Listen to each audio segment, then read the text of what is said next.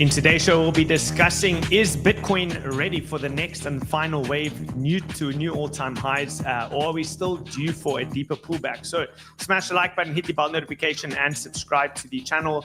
We'll start off over here with the Banter bubbles, and you can see a lot of the coins still pulling back, right? That's on the weekly. Let's quickly check on the hourly. Hourly, most of them still coming back over here and fighting very, very hard to defend that Monday range high. That's the Monday high that was set yesterday. We do have some trade opportunities that will likely set up based around that Monday range, so stay till the very end of that.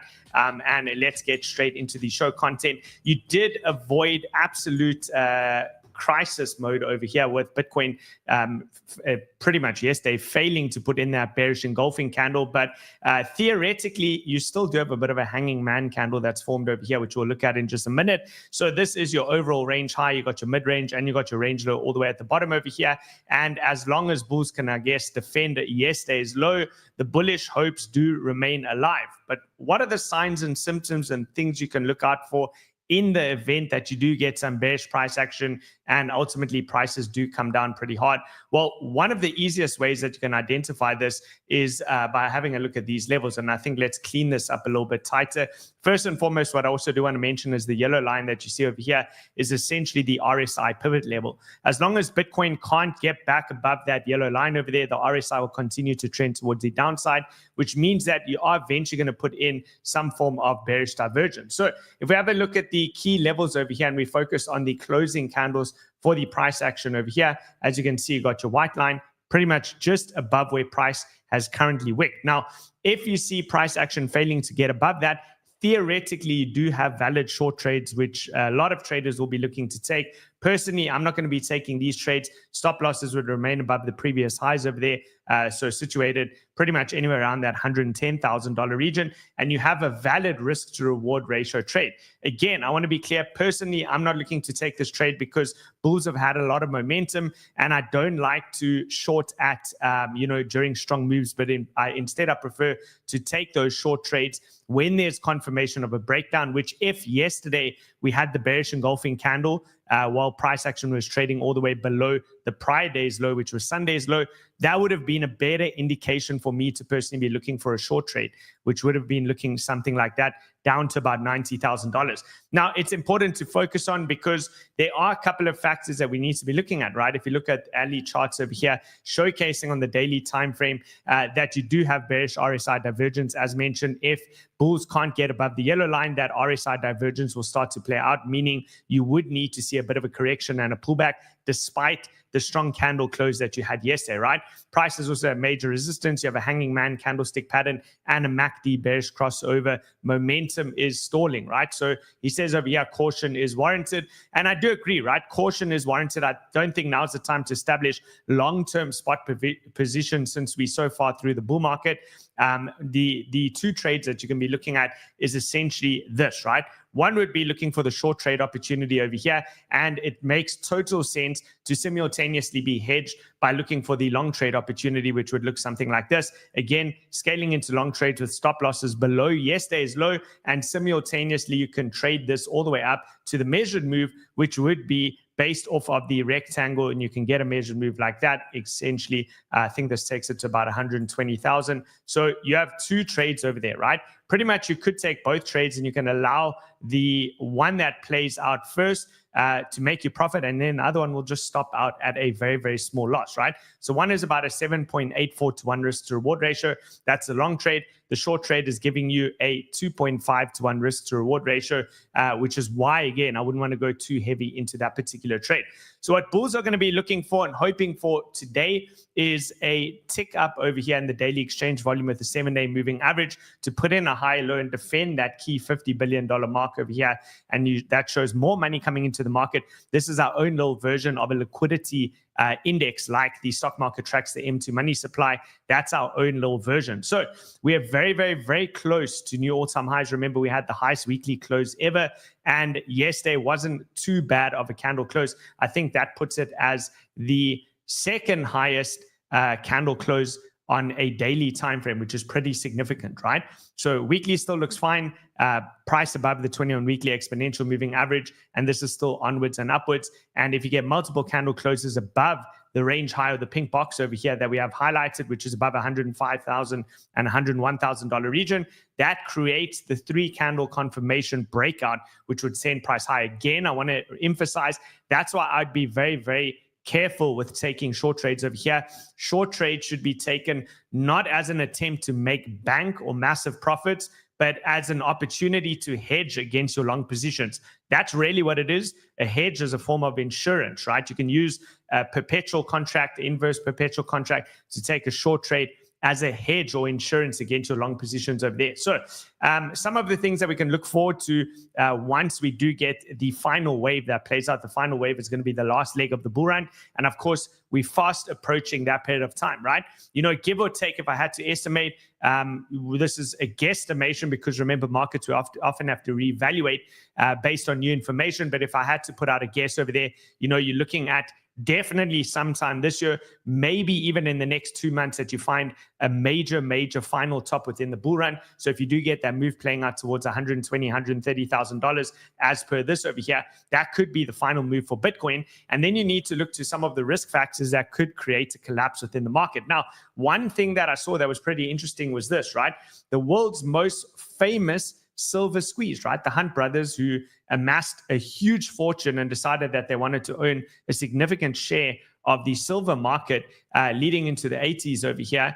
Ultimately, they ended up accumulating a huge supply, right? If you look at Alex Kruger over here, who's very smart macro analyst, he says at Saylor's recent accumulation rate of 1,620 BTC per day since November 2024, which was where we had the all-time highs, we're now fast approaching that level. It would take him 5.7 years to acquire 20% of Bitcoin supply, excluding the lost coins, right?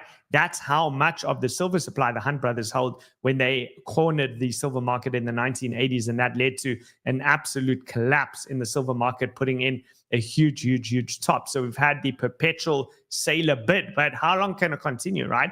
That's the real question, because one of the reasons you have to ask yourself, why have altcoins not run the way that Bitcoin has? It's because it doesn't have the perpetual sailor bid, right? It doesn't have the institutional interest, despite them having filed for ETFs on things like Ethereum, etc. There isn't actually the real demand there. It seems like most of the demand is coming into Bitcoin through ETFs, as well as through the sailor bid. Sailor bid holding a huge weighting in terms of creating these aggressive moves towards the upside. And when you look at technical analysis and you look for liquidity sweeps, which is where markets remain efficient, right? Ultimately, remember, markets remain efficient. Inefficient markets often come back to fill those gaps or sweep those lows to create more efficiency. And we haven't really seen that in a lot of the moves towards the upside, and it's because of the sailor bid, right? So those are some of the future risks.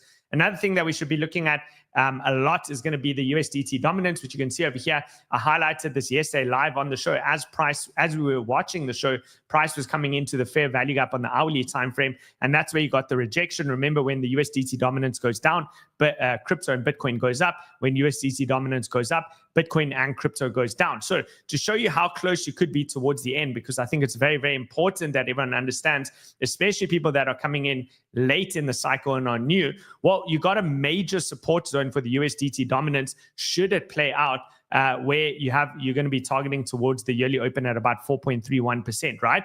So very close. That's not very far off from here, and you can see prices coming off of a bear flag, right? Comes down, consolidates within this tight trading range, where a little bit of a spike up and deviation back into the trading range. Maybe come up a little bit higher, put in a lower high, and then you're looking in the coming weeks, this could be as soon as May, that you see price moving down into the yearly open over there, right? And if you do get price moving down into the yearly open, you're probably going to see some big moves, right? And we have a little bit more clarity around stablecoins, right? This just came out. So from David Sachs, who's the crypto czar, says amazing job by Senator Haggerty to win over 60 votes for the Genius Act, right? The legislation creates a legal framework for stablecoins, and it's a very big win for crypto. As an industry, right, these things tend to play out and take effect in the next cycles, right? It takes time when these legislations and acts come into play. But good news for stablecoins, right? Because that was always one of the overhanging risk factors, is that we're always worried, well, what are stablecoins legal? Will they ever be challenged in the future? And now at least we have from some of the Western countries like the US, essentially saying that, yes, they have a legal framework that's going to be coming out. So we'll wait for that, right? Chris Berniski as well says, of all of the crypto assets that will benefit probably the most, the Genius Act is most positive for Ethereum, right? Given its stablecoin base, robust DeFi infrastructure, and long-running institutional rapport. Remember, it has got an ETF as well. And Solana won't be very far behind. TRX is ignored as the dark horse for historical reasons. Let's see how it all plays out, he says over here. So all eyes on Ethereum, right? Here's your ETH BTC chart. Remember, you had a little bit of a fake out trying to break that downtrend over there on the ETH BTC chart. But then what I was really looking at yesterday is if you take your fib levels, and we said what we want to see is we want to anchor from the low to the high, and we want to target around the 50% level, possibly into the golden pocket as prices were pulling back over there. And we said that if bulls can find support somewhere between those two lines, well, that would show that you have the possibility of a higher low setting in play. Now, you may chop around, you may even come down one more time like that, but this still remains the case for ETH, right? So is this just another basically notch in the belt of ETH that could start to drive prices higher after a lot of people have given up on ETH? It is possible, right? So watch for the potential high low within this region. It is possible that that area has already been front run, and consequently, I think in terms of higher beta plays, ETH is still a decent pick, right? So looking at Bitcoin over here as well, just once again on the daily, volume has still been declining. Again, that's something that we do need to be careful of, which is why you want to track this chart over here to see what people are doing on exchanges. Are they depositing money or not, right? So invalidation, previously we had the invalidation over here where I've got the little X that I'd marked off. Now you can raise that level, right? Invalidation will now on longs be below yesterday's low. As soon as you break below yesterday's low, of course, that does risk coming a little bit lower within the market. So liquidation levels, again, we're seeing $222 million worth of liquidations. This is about 1/3 of what we saw yesterday. So a little bit of a cool off. Most of those are coming from the short side, 148 million. People shorting after the move already happened, right? Liquidity in terms of the order book, well, it's pretty equal both above and below on the daily time frame. But if you go on the 3-day time frame, you'll see that there's still a lot of short traders that are placing their stop losses over there, which is what I just mentioned to you, right? Between that $107,000 to $110,000 is where a lot of traders will be taking the short trade. And remember, that can create the possibility to short squeeze, and that drives the next move up. So what you're looking for is multiple candle closes. Let's go back to our daily chart over here. What you're looking for is multiple candle closes. It's still the same message that I've given for quite a while. The longer you see price consolidating in the circle over here, which is exactly what's happening, pretty much I said previously 100,600, you don't want to break below that. Now I'm saying as long as you keep consolidating above yesterday's low, which is coming in at an exact price of $102,105, right? $102,105. The longer you remain above that level, the higher the chances are that that consolidation is going to lead into the next breakout and consequently short squeeze some of those traders out of the market. So again, I want to be clear. Personally, I'm not looking for any short trades at all. I'm only looking for long opportunities, but remaining very, very, very cautious since we do have some of those signs of momentum winning off, right? It's a real possibility. What I'd prefer to see is if you took out yesterday's low, that would probably be a better indication in terms of taking a short trade. So BTC on the 4-hour time frame, still respecting and maintaining that 50 EMA. And if we switch on to the hourly, well, respecting both the 50 and 200 EMA over here without too many candle closes below. So theoretically, if you expect this trend to continue, these are the areas of interest around that 200 EMA on the hourly or around the 50 EMA on the 4-hourly, where you'd be looking for trade opportunities or longs, right? If you look at Ethereum over here, you can see the structure, right, between BTC and ETH. If you look at this over here, theoretically, BTC over the last couple of days has been a bit stronger, right? So if you look at those higher highs over there, and if you look at ETH putting in the lower highs, which means ETH would need to get moving very, very soon if it's going to continue to maintain its strength within the market, which it's had more recently, right? If we look at that, we can see more recently, ETH has outperformed BTC, right? So we need to look at some of the range trade strategies, the Monday range, some of the things that we need to be careful of over there. But could this just be a throwback into the break of trend over there? it is possible, right? So for ETH, you want to see it hold and maintain. Pretty much, you don't want to break below these recent lows that you had yesterday, 2,325. That would invalidate any long trade, but still have the, the foresight to see that you could do something like this, right? You could come quite far down, all the way to about just under $2,400 over there, retesting near those lows, and it could still maintain bullish structure, right? As long as it remains and reclaims quickly above the 200, the 50 EMA and the 4 hour. Now, I gave the message to the whale room community this morning on Discord. I said, there's a big difference between the high time frame. The message is this, right? The high time frames still look relatively intact. Over the next couple of months, you expect your spot positions to float onwards and upwards. However, the dailies are presenting signs of weakening trend, weakening momentum, which means that you could still put in a bit of a deeper pullback.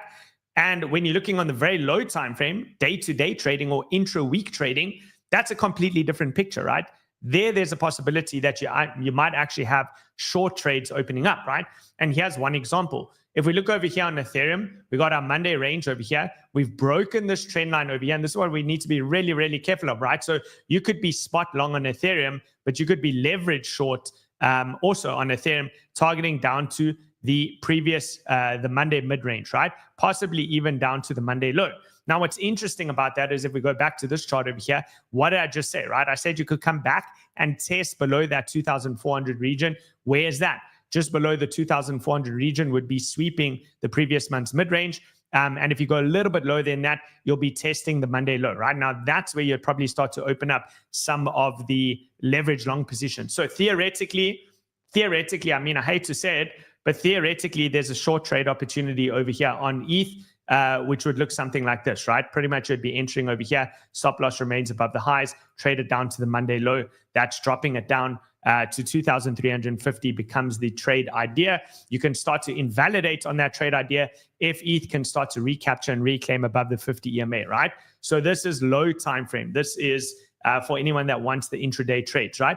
Let's have a look quickly at Solana and see what that looks like. I'd imagine most of these things look very, very similar. So what you're really looking for is you're looking for things that have either swept the high or the low. This hasn't done that, right? Let's go to Subi. This hasn't done it. Let's go to Ton. Okay, this hasn't taken out any of those levels yet. We'll go to, Sonic hasn't taken out any of the levels yet. So far, it's only ETH that's breaking back into the Monday range, right? Why would we not consider this? Because this didn't happen after Monday. That swept the high, right, over there. But this was essentially still on Monday. Okay, Casper. Let's quickly see on Casper. So still in the middle of no man's land, nothing over there in terms of a trade opportunity. We can go to Injective, also nothing over there. What about Hype? Okay, nothing over there, unfortunately, on Hype. Nothing over there on Bearer Chain.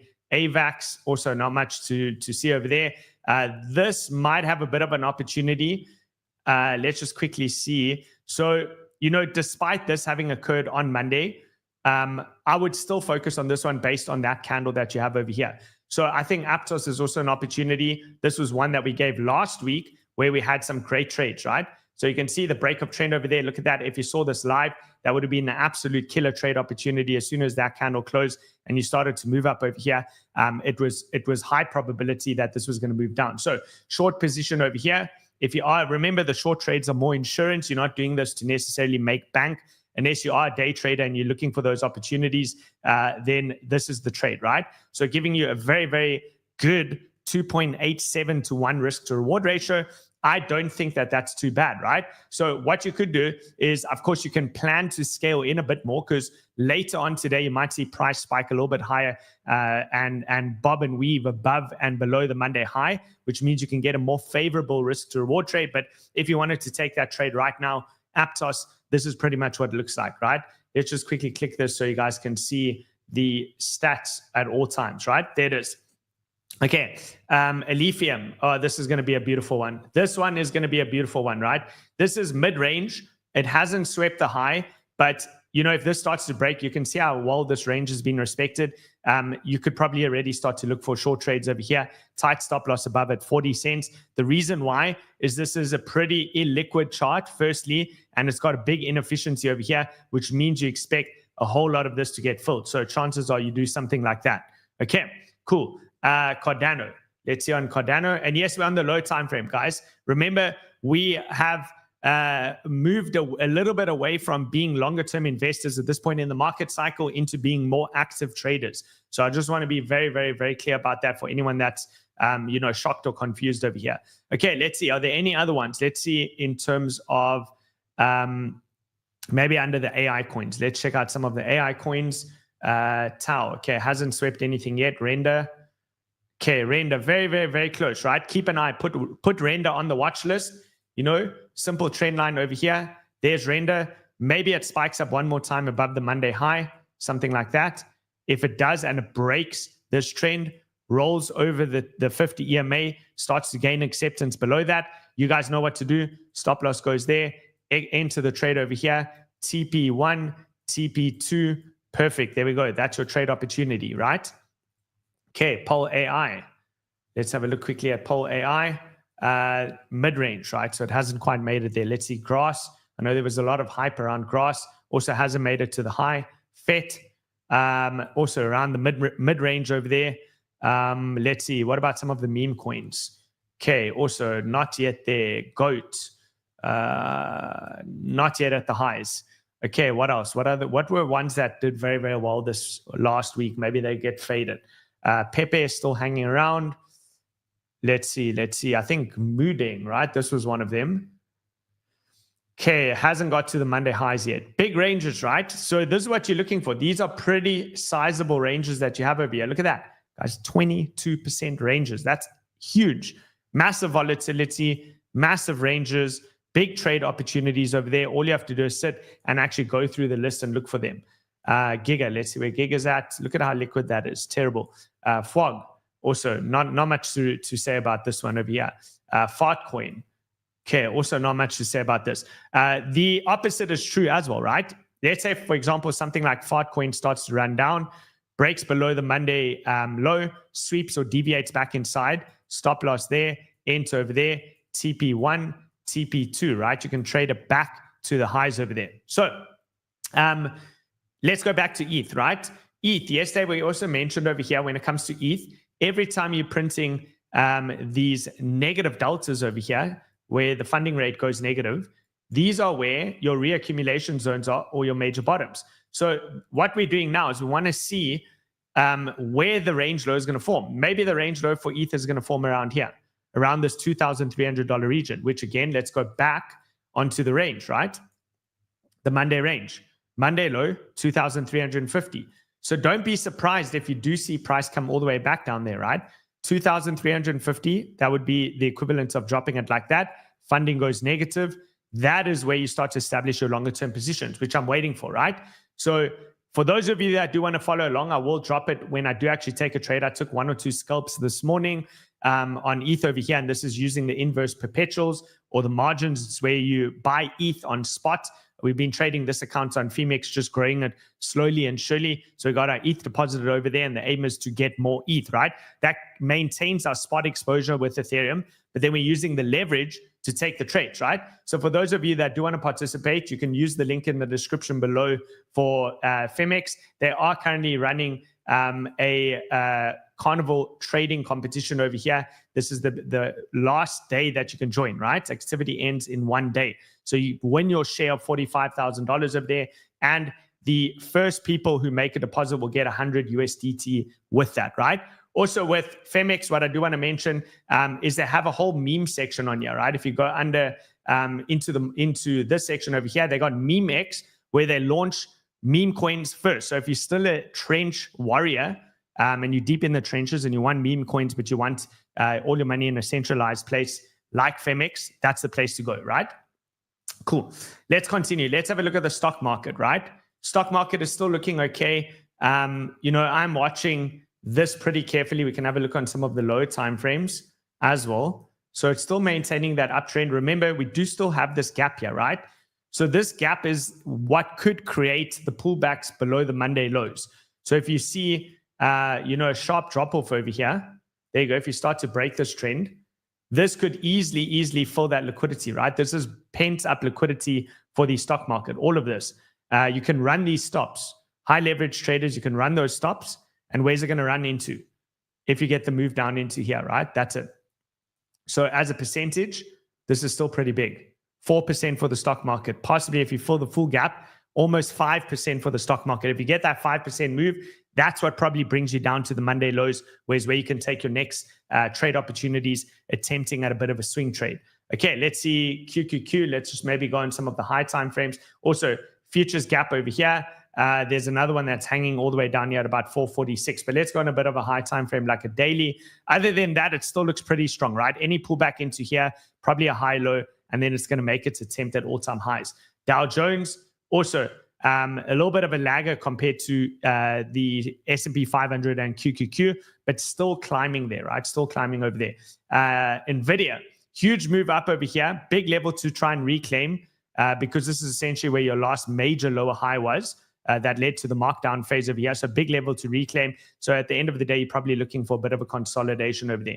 Tesla, also a big level over here, right? You can see this candle over here, you know, big level to reclaim 362. So probably at the least, you're looking for a bit of a consolidation over there. Coinbase, also approaching the golden pocket over here, measured from the high to the low. That's coming in at between 270 and 277. And again, probable consolidation or small pullback over there. For any of you that do want to trade these things, it's all here on BTCC, right? We have Coinbase over here. If you go under favorites, these are the ones I like to trade. Tesla, S&P 500, NVIDIA, MicroStrategy, Meta, Gold, Coinbase, and Apple. Everything is listed over there. This is crypto, stocks, forex pairs, commodities, everything. If you use this specific link in the description here, they'll give you 10% sign-up bonus, right? So if you put in $10,000 or if you put in $100,000, they'll give you $10,000, right? And you can actually use that money, by the way, guys. It's not, you know, it's not like a fictional bonus or whatever. It's withdrawable. You can actually use that money. Okay, cool. Let me know in the comments. What else? What else is it that you guys want to have a look at? Let me know in the comments. Quickly just scrolling through. Let's just see if there's any other particular requests that maybe we haven't covered. I think that the messaging is pretty clear. I think you guys know exactly what to do. Why no mention of the golden cross? I mean, what must I mention? There's a golden cross coming up in a few days on the daily time frame between the 50 and 200 EMA and MA probably as well. What do you have to look for? Probably if there is a pullback, it's going to find support in the golden cross, right? Probably the 50 EMA first, right? So usually what happens is, you know, those EMAs cross bearish like this, right? So here's price comes down, EMAs roll over, they cross bearish, and then eventually if price moves up very, very high, they cross back bullish like that.